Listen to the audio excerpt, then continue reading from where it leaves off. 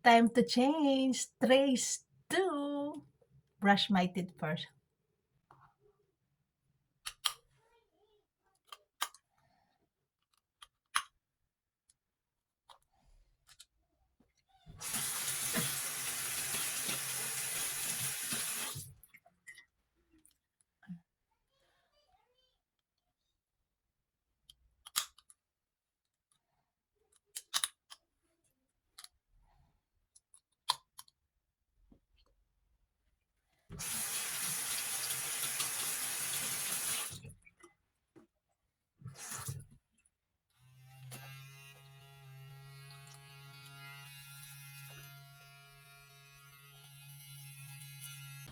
So, best time daw nagpapalit ng trays, gabi. So, para hindi mo na maramdaman yung sore or pain ng mga ngipin mo kung may mga maramdaman ka man. Kasi matutulog ka na.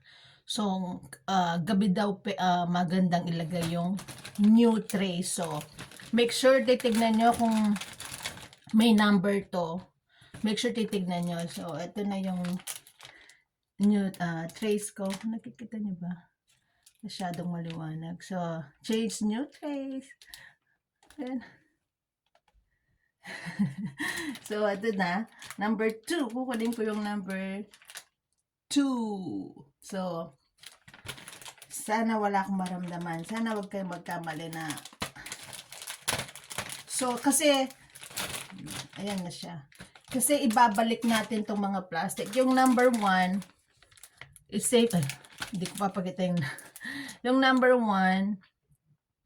Huwag nyo tapon ng mga plastic kasi ibabalik natin to sa dentist. Titignan nila yung trays kung, ewan ko, huwag daw itapon, ilalagay dito yung nagamit na. So, ibabalik ko yung trays number 1 dito. So, trays number 2 na ako. Ipapalitan natin kung ano yung mafe-fill ko ngayon. So, let it go! So, gamit ako ng gunting. Wait lang. Pwede pala siyang i-tear.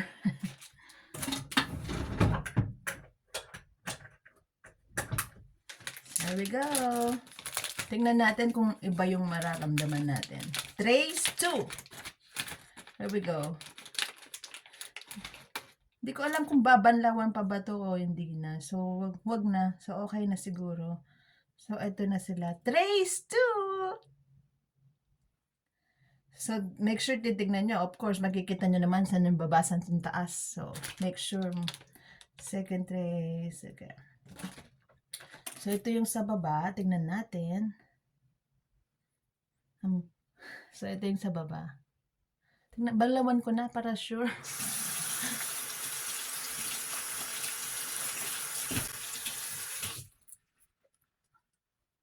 Sorry ba?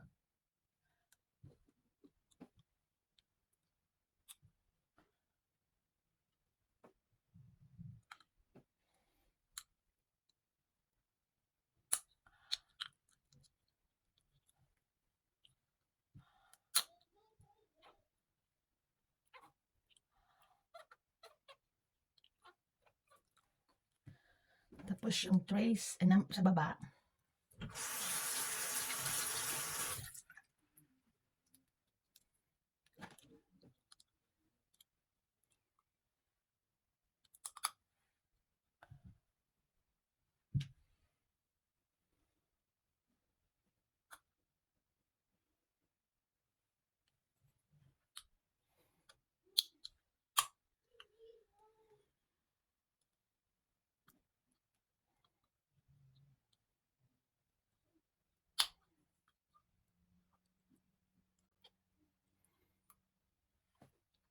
Oo, mahigpit sila.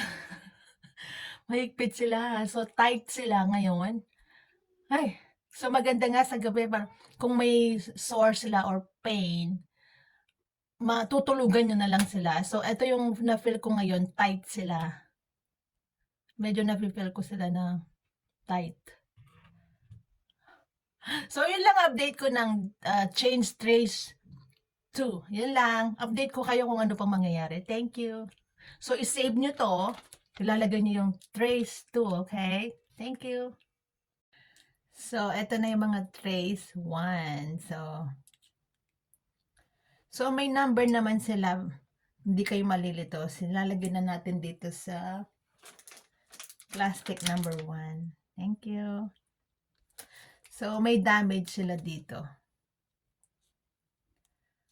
So, papakita ko yung naging result. Nalilinisan ko na to. So, yung sa baba, meron siyang na-damage doon. Siguro pag ini-insert mo siya, makikita niyo siya. May damage siya dito. Ayan siya. Ayan yung damage niya. Kita niyo. So, yan. Damage.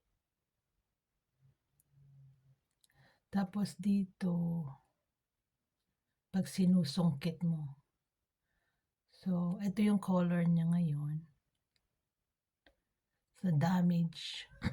Yung sa taas, ang ingay ni baby. Sa taas. Sa taas, meron siyang may konti-konting damage din. Ayan. So, nung makikita nyo, ayan sa taas. May damage din siya. Tapos,